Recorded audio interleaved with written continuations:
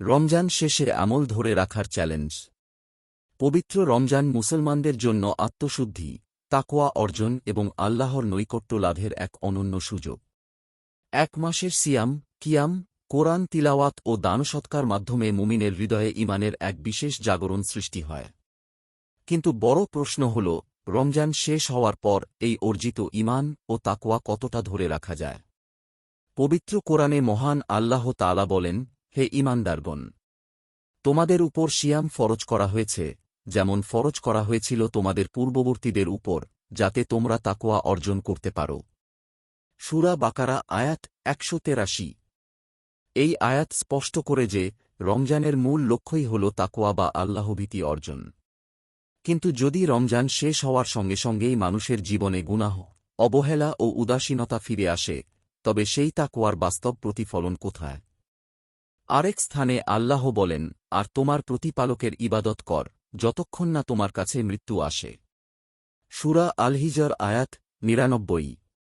এই আয়াতও আমাদের শিক্ষা দেয় যে, ইবাদত কোনো নির্দিষ্ট মাস বা সময়ের মধ্যে সীমাবদ্ধ নয়, বরং তা একটি আজীবন চলমান প্রক্রিয়া।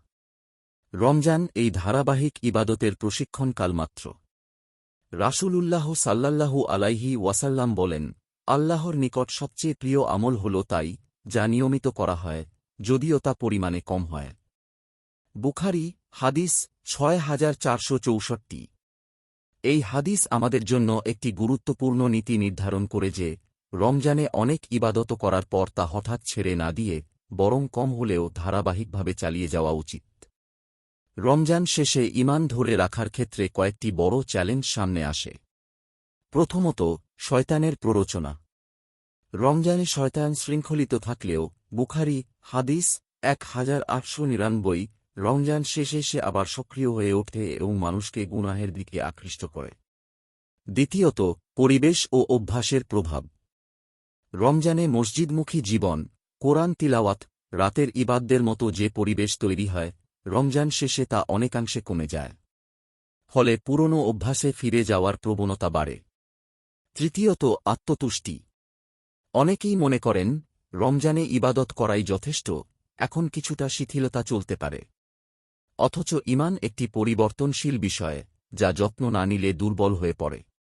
এক্ষেত্রে করণীয় কি? প্রথমত, ছোট কিন্তু নিয়মিত আমলের প্রতি গুরুত্ব দেওয়া। প্রতিদিন অল্প কোরআন তিলাওয়াত, নফল সালাত ও জিকির। এই ধারাবাহিকতা ঈমানকে জীবিত রাখে। দ্বিতীয়ত, নেক সঙ্গ গ্রহণ করা।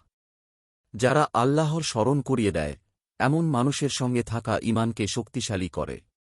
পবিত্র কোরআনে বলা হয়েছে, তুমি নিজেকে তাদের সঙ্গে রাখো, যারা সকাল সন্ধ্যায় তাদের প্রতিপালককে ডাকতে থাকে। সূরা কাহফ আয়াত ২৮।